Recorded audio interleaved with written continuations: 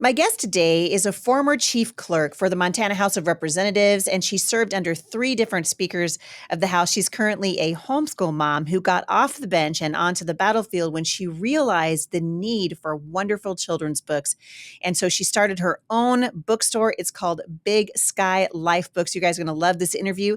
Lindsey Vroegindewey joins me on the show today, and we're going to talk all things books for children, her favorite Christmas books, and we even have a special episode for Happy Hour. Stick around. I think you're going to be encouraged. All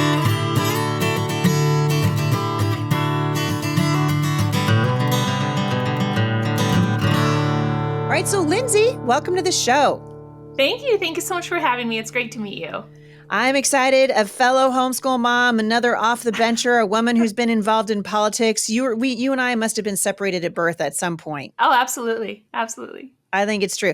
Let's jump into this because this is your first time, obviously, on my show. And actually, I have some of your books at my house that are in my Christmas stash, which I will be talking about at a later time. But I'm excited that you're here because, like I said before, it's encouraging for me to be around people who are not just looking at the culture and wringing their hands and complaining on social media and, locking yourself up in your house, which you very well could. I mean, you live in a really beautiful part of the world.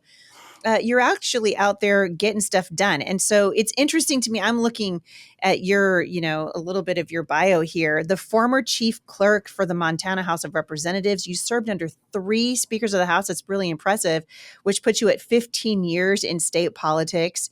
You've got 3 children that you're homeschooling, and you have founded Big Sky Life Books, which we're going to talk about. Super excited about that as really a non-woke, non-broken alternative to all of the so-called Christian books that are being peddled to children right now in the culture. But let's start. I'm going to jump into politics because, it's me. I like to jump into things like that. Tell me a little bit about how you got into this and what is the role of the chief clerk of the House?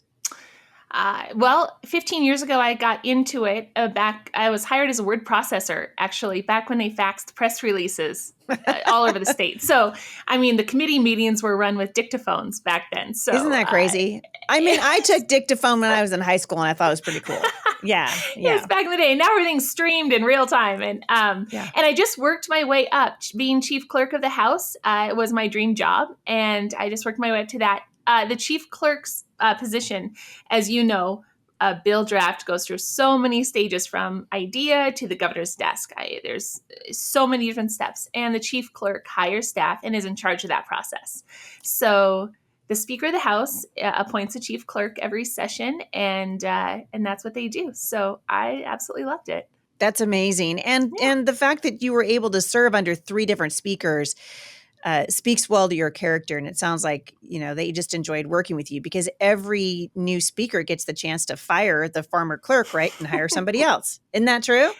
Absolutely. And one of my speakers, I served under for 4 years, and he's now the Attorney General in Montana. So solid believer as well. A couple of them were. And that is it's so refreshing to run the Montana House of Representatives hand in hand with someone who is a solid believer. It was great. How important is it for Christians to be involved in politics on one level or another? It goes without, or at least should go without saying, that we should be voting. Even in the last election here in Washington State, the voter turnout was absolutely abysmal. And there were certain parts of the state and certain parts of the district where they saw like a 15, 16% turnout, which basically says, 100% of what's happening to us is being dictated by the 16% that actually turns out to let their voices be heard. But beyond the obvious, commitment and responsibility and duty that we have to participate in our system by voting, how important is it that we go beyond that and really kind of try to wrap our arms around what's happening politically where we live? Oh, it's crucial. It's going to affect your absolutely everything. And if you want things changed, you absolutely have to get your foot in there and work to change it. And you've said it as well, whether or not it's at the school board level or you're running for office and you're running for Congress, whatever you do, sitting around the table and complaining about it or sharing your opinion on Facebook, it's not helping. You're never going to change someone's opinion on Facebook. So I absolutely agree with you. You've got to get, boots on the ground. You've got to get involved, learn the process, learn what it's about, and make a difference. Yeah. Yeah, and it really is. I mean, we really can make a difference. I think there's a lot of, frustration and lethargy. Like, the voters are tired. I heard someone say this the other day. The 2024 races are coming up, and people are like, wait, what? Didn't we just finish with the 2023 races?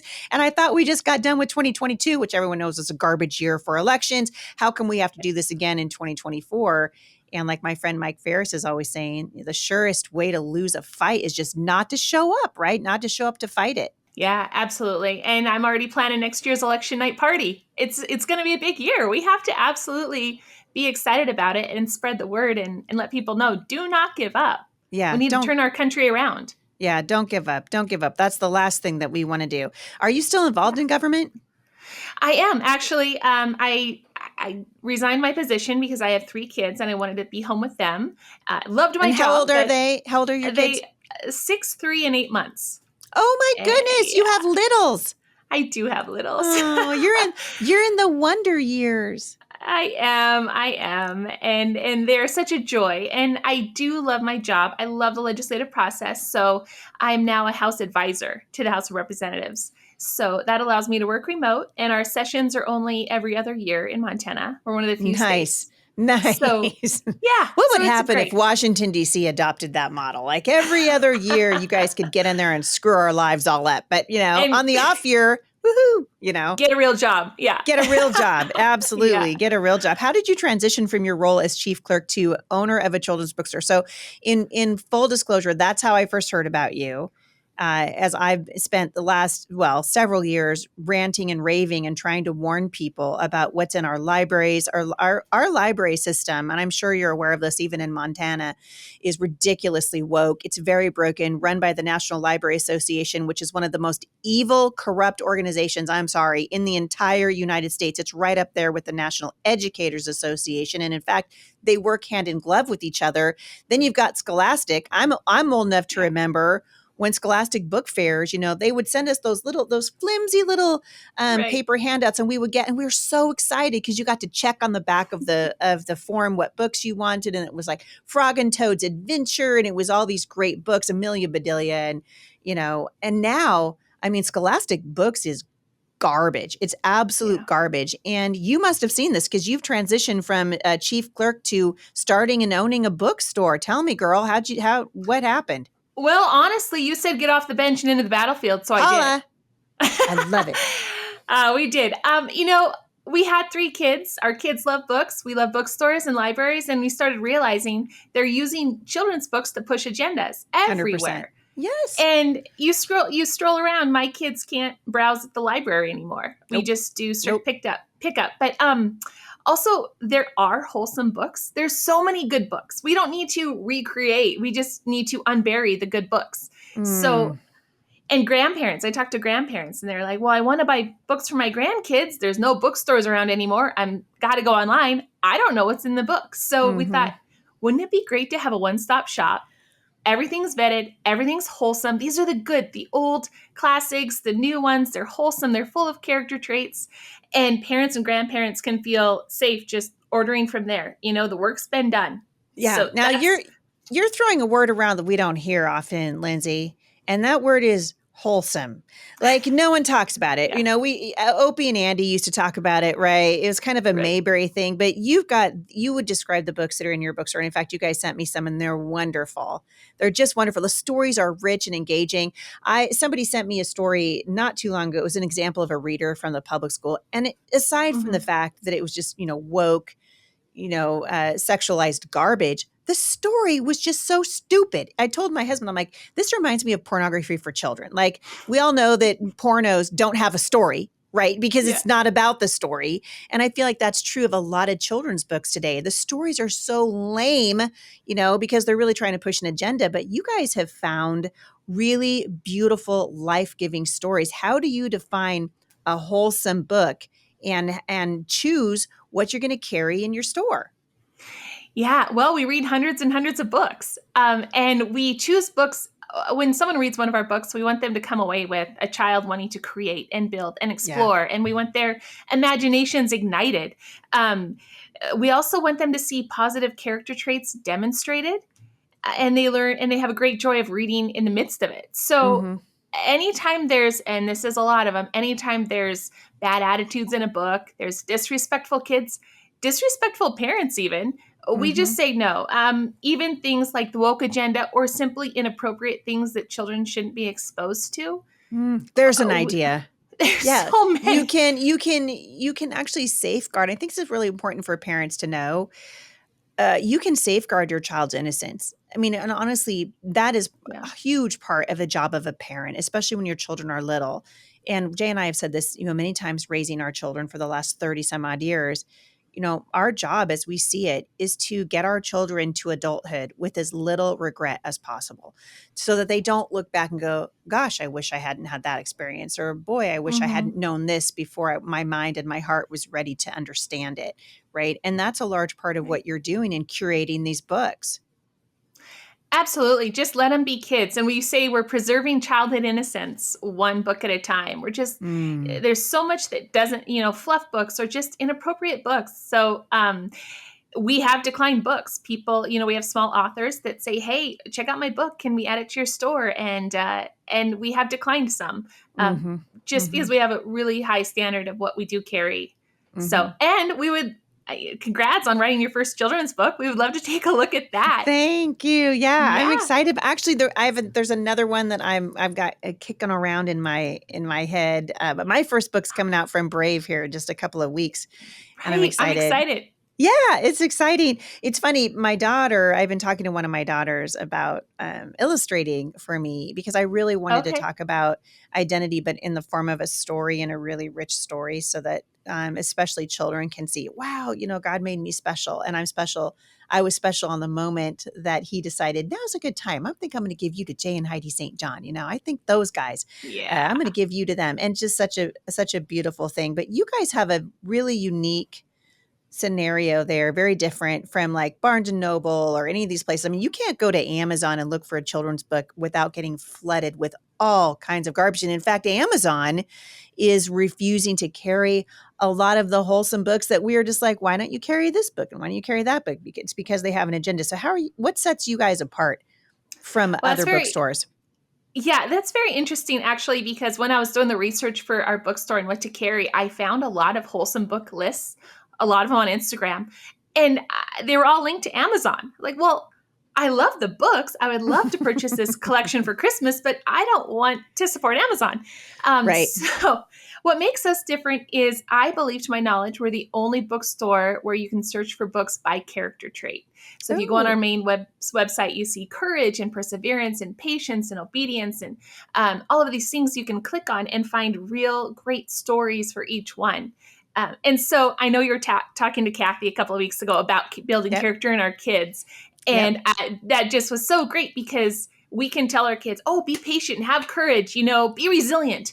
But how great to read amazing stories where those character traits are demonstrated, and Mm-hmm. even down to siblings that get along with each other and respect their mom and dad What? and love each What? other. I mean, we're Come on. demonstrating the very things in these books that we want in our homes, that we want in our Yeah. kids. And our kids desperately need these, as you know, these character traits as they grow up to literally conquer the world and change it, Yeah. right? That's what we Yeah. need. Yeah, Yeah. we do. And it's more important, I think, now than it's ever been because there is such a direct aim being taken at children. And in fact, I have never seen anything like this. Just the blatant, they're not even hiding it anymore. They're just targeting children. And we have an opportunity to really fight back. And especially, you come into the Christmas season and all throughout the year, and parents are looking for books for their kids.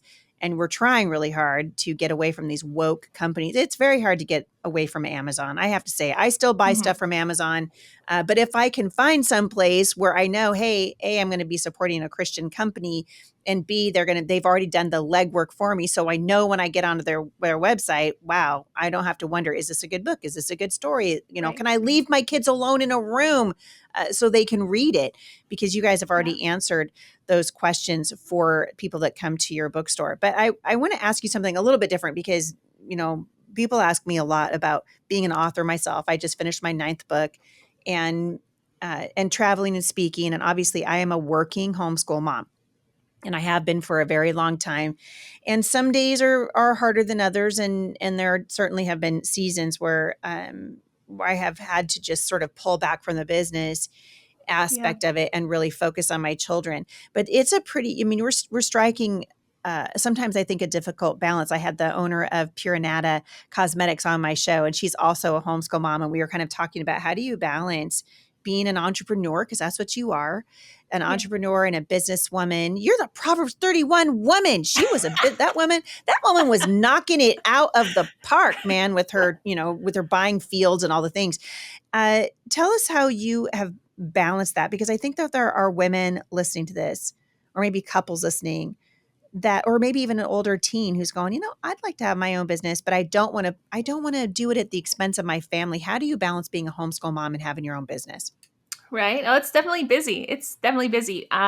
We sell over 500 titles. I work with over 50 different publishers. It's a lot, but I think I chose the best small business especially with small children, because research for my business is literally reading books to my children. Nice. So, I mean, we recently added 200 new titles to the store, and I would just sit next to a huge stack of books every day. Come on, kids, pile on. We're doing research. And every time a book order comes in, it chimes, they yell, "Praise the Lord." And they, march the book over to get a label on it. And it's a family affair. They love it. And my husband handles all the tech side of it.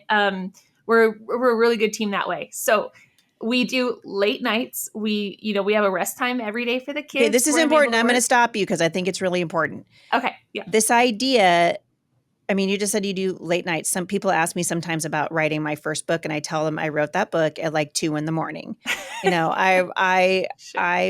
I'm up late at night, or I had a nursing baby sitting on my lap or whatever, and all the kids were in bed, I think it's so important that parents, especially mothers, understand that if you have to choose, you choose your children, right? Mm-hmm. So if we're forced to choose, and I think this is the culture so antithetical to what God says in his word, that we honor what God says is the most important thing. And it sounds like, and for women especially, because God's given us the domain of home, right? And of raising children. I realize I'm speaking in generalizations, but I think that's a biblical principle, and we don't talk about it enough, that really is the job of women that God has ordained for mothers. And yet you can still do these things, but it takes effort. And when you say, man, I do a lot of stuff late at night, I'm just like, ding, ding, ding, man, I resonate with that, because that was our life. And it still is in many cases. Of course, I only have one child left at home now, but we're just now starting to not work, burning the midnight oil. But for many years while I was raising children, that's what we did. And I think the Lord honors it. Absolutely. And I also think it's good for kids. I mean, my kids see the reading the books and the packing the book orders side of things, but I don't want them to see me on my phone creating Instagram posts and Instagram reels. I don't want them to see that. We also choose to not put our kids on the internet. Mm-hmm. So it is trickier, absolutely, in this day and age, but absolutely. I mean, there are some sleepless nights. My little guy is teething, and, there's a little bit less book business work and a little bit more rocking in the rocking chair. Yeah. Absolutely, I agree. It's so important. And I guess this idea, and I so love that you're doing this, because I want my listeners to, and we've got a code for everybody. So we're going to give them a code so people can get 10% off their orders from you. But I'm hoping that my listeners who are like looking for books, I feel like books are like the best Christmas gift ever. I give books to my kids every single year for Christmas. And it's an opportunity for you to sow seeds that are life-giving, and also to support a homeschool family that's making a go of it. So I'm really excited for you, and I'm just excited for people in general to have an option for wonderful books, besides trying to figure out what's what on Amazon and hoping that you just, that you hit the nail on the head, when really, they can frame it any which way that they want to. But for the next several years, because how old is your oldest again? He's 6. 6. So I love that you're in the wonder years. Oh, I love the wonder years. It's before they wonder if you know what you're doing. Your kids are just like, hey, my mom, she knows what she's doing. But I am really excited for you. If people wanted to go to your website, tell us the website, and then talk to us about a discount code for listeners of the Heidi St. John podcast. Then we're going to come back for happy hour, and I'm going to ask you a little bit more about your family. Oh, absolutely. Yeah, it's bigskyLifebooks.com and Big Sky Life Books on Facebook and Instagram as well. And the discount code is Heidi10. So we are stocked. We're a fully stocked store ready for Christmas shopping. You know, the work's been done for you. So, and then if anyone needs help, you know, a grandparent or a parent that wants the perfect book for their child for Christmas, just send me a message and I'm always helping folks find that perfect book. So happy Oh, to do I that. love that. I love that. Years ago, there's a store in my neck of the woods. It's called Powels, and I used to love to go there. It is a giant bookstore. I mean, I think it takes up like a full city block. Oh, But wow. it's so full of garbage now that, I mean, I'm not kidding. It's like you can't walk into the store and not just be assaulted with, you know, images and book covers and posters and the whole thing. And I love that you guys are coming up with an alternative so that parents who are kind of grieving the days when we could just go to a bookstore and take our kids and just let them wander, you really can't do that anymore. And I love what you guys are doing. So, Lindsey, I'm gonna give this discount code obviously to the listeners of the show, and then we'll come back for happy hour. But again, it's Heidi 10 at checkout, correct? And then they get 10% off of their order. And then is there a way for people to contact you directly at your website? Yep, there's a contact us or through Facebook and Instagram. I love it. I love it. Yeah. Well, Lindsey, thank you so much for coming on the show. I appreciate it. And Merry Christmas to you. I'm looking forward to seeing that business grow and grow over the holiday season. It's been such a joy. Thank you, Heidi. You're welcome. If you want more information on today's guest, go to HeidiSt.com/podcast. And I will link back to all things related to the show, to Big Sky Life Books. You guys, check it out. You are going to love these books. I'm telling you what, Lindsey sent me some books last year, and they are among my favorites. I've already been reading to my grandkids this year. You guys are going to love it. And I hope that you will take the opportunity to support a small business, a homeschool family. And let's see if we can't give Amazon just a little run for their money in the book department this Christmas. Thank you guys for listening. I will come back in just a moment for those of you who are subscribers to the show, and we're going to talk a little bit more with Lindsey about how to pick a good book and how and some titles of hers that are favorites for kids who are little all the way up to the teen years. So come back for that. And everyone else, thank you guys so much for listening, and I'll see you right back here again at the intersection of faith